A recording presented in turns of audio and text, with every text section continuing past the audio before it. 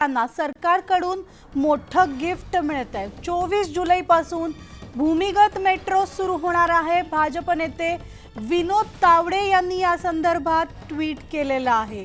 तर आताची आपण ही महत्त्वाची ब्रेकिंग बातमी पाहतोय। मुंबईकरांसाठी अतिशय महत्त्वाची बातमी आहे, कारण लाखो चाकरमानी मुंबईला प्रवास करत असतात दररोज, आणि त्यामुळे रेल्वे स्थानक असेल, बस स्टेशन्स असतील किंवा रस्ते वाहतूक असेल, सगळीकडेच आपल्याला नेहमी गर्दी पाहायला मिळते। त्यातनं दिलासा मिळणार आहे, कारण भूमिगत मेट्रो सुद्धा आता येत्या 24 जुलैपासून सुरू होतीये। आपण थेट जाऊयात, आमचे प्रतिनिधी तुषार रुपनवर आपल्यासोबत आहेत।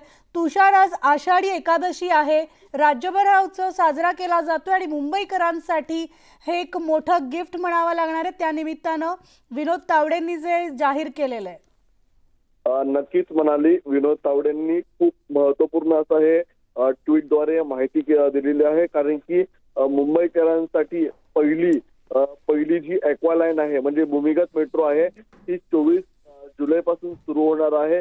आपण पाहिलं असेल तर 72 तासांपूर्वीच मुंबईमध्ये पंतप्रधान नरेंद्र मोदी आले होते आणि त्यांनी जवळपास 29,000 कोटींपेक्षा जास्त कामांचं लोकार्पण, भूमिपूजन आणि पायाभरणी केली होती। आणि त्याच धर्तीवरती आता 24 जुलैपासून आता पहिली मुंबईतली भूमिगत मेट्रो सुरू होते। खूप महत्वपूर्ण अशी माहिती विनोद तावडेंनी ट्विटच्या माध्यमातून दिलेली आहे। त्यामुळे आता मुंबईकरांसाठी भूमिगत रेल्वे मार्गामार्फत आता पहिल्यांदा प्रवासाला सुरुवात होणार आहे। यापूर्वी आपण जर पाहिलं असेल तर भूमिगत मेट्रो संदर्भामध्ये गेल्या अनेक दिवसांपासून चर्चा सुरू होती, मात्र आता ते स्वप्न प्रत्यक्षामध्ये आपल्याला उतरताना पाहायला मिळणार आहे। निश्चितच। धन्यवाद तुषार या सविस्तर माहितीसाठी।